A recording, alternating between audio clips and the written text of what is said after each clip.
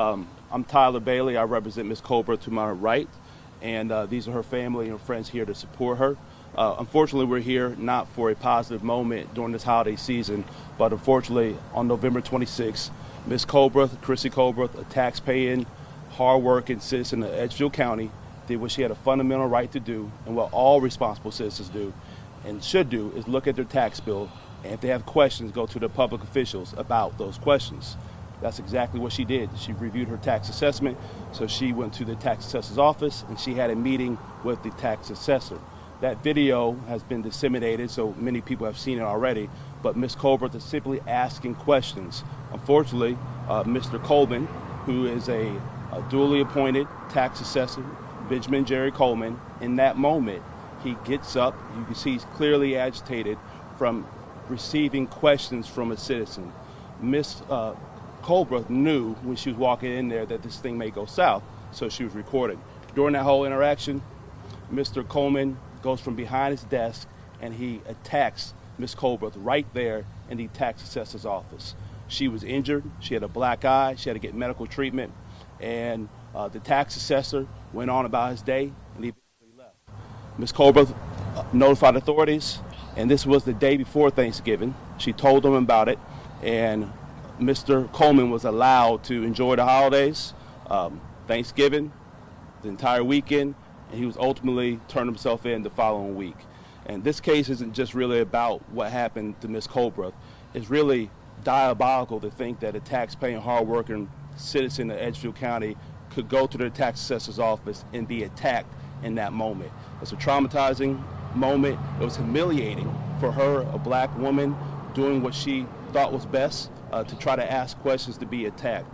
And what we're asking for is going to be full justice and accountability here. There needs to be some public reckoning. I would encourage the entire Edgefield County leadership to publicly condemn the tax assessor and affirm the rights of citizens, those who have questions regarding their fundamental right as taxpayers about their tax assessment, that they should be able to do that without being intimidated, without being humiliated, without being assaulted, without having the civil rights violated like Ms. Culbreath did. And Ms. Culbreath was really just trying to go through her healing process, and this story got out, and she thought it was necessary to give her side of the story and address the media herself. So I encourage, applaud her for doing this. It's tough, especially when she wants to be able to enjoy the holidays with her family, but she's here today to address media for the first time. And so I'll allow her to speak. We'll take some brief questions if we can, and then we'll go from there. Hi, I'm Christie, and I went to go do my taxes, and there was an issue. And as I was approaching the window, the lady asked me, do I want to speak to her supervisor, because he denied, saying that he was going to give me 2 years in credit for my taxes. So as I was going back, I walked in his office, and immediately he started speaking aggressively to me. And that's when I began to record him. And as a taxpayer, I had the right to ask the questions that I asked. And he became very aggressive towards me. And that's when the mayhem happened, and he physically assaulted me. Now, a couple things about that. We truthfully believe there's no way he would have felt emboldened to do this to Ms. Culbreath if she wasn't a black woman.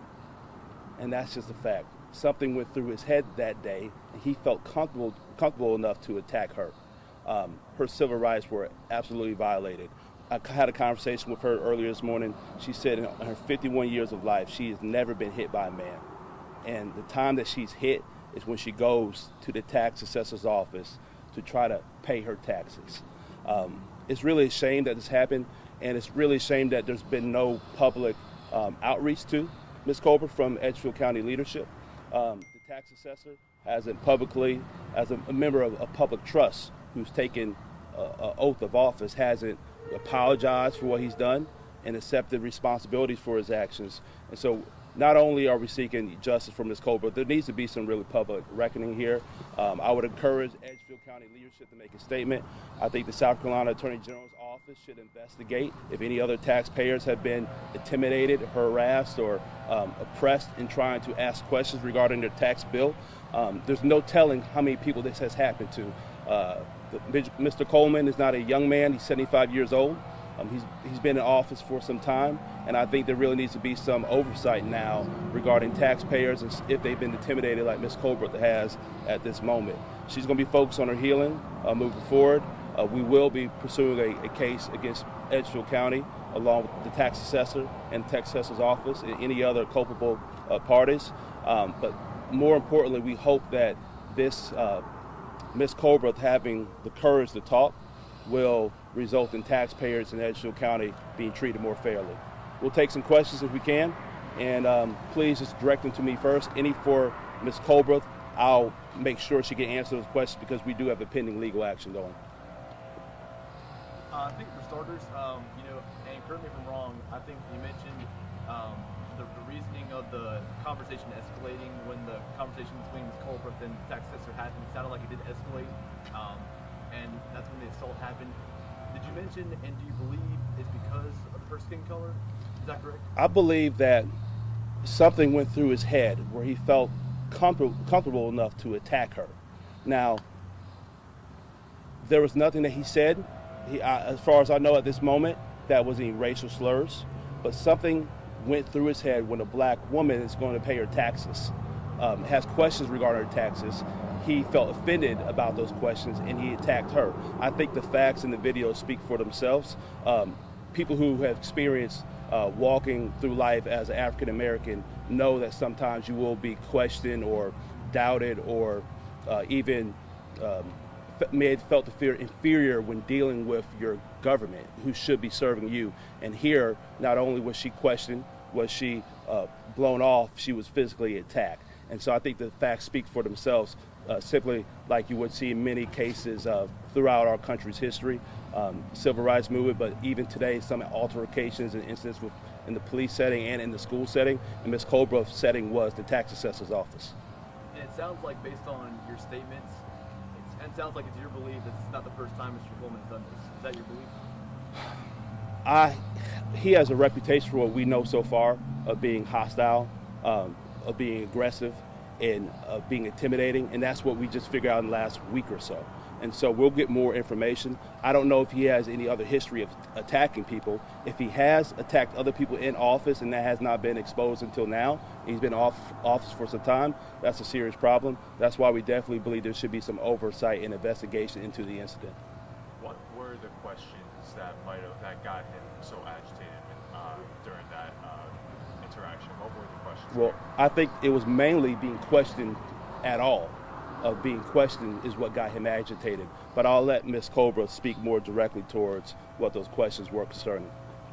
I asked him a question about giving me the tax credit for the 2 years. They gave me the tax credit for 1 year, that was Monday, and I went back to pay the taxes. And that's when I asked the question, why aren't you giving me the second year as you guys promised? And when I brought up a particular name, he got very agitated. And I asked him, I said, I don't know what your displeasure is from the seller to me because I don't have anything to do with her. And that's when he became very agitated, when I mentioned a particular name. Why do you feel like now is the important time to come out and share your side of the story now that the video's out there? Because I have never been hit by a male. And in 2025, I got assaulted by not only a male, but to me, a white male. My father never hit me. My grandfather, who raised me, never touched me. And even just being in relationships, I've never been beat or anything by a male. And that's the reason why I feel it should be known.